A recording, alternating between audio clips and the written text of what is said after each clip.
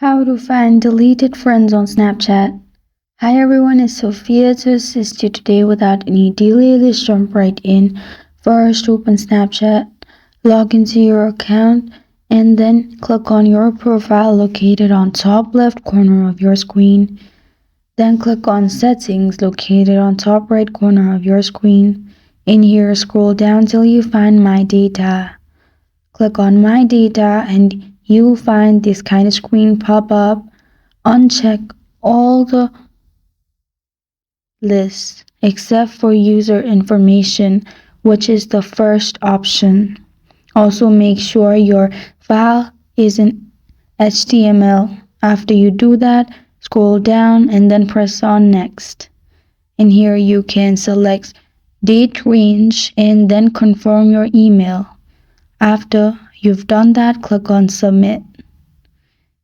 After that, Snapchat will send all your information in your email. You can simply download the data they've sent, and in there you'll find your deleted friends from Snapchat.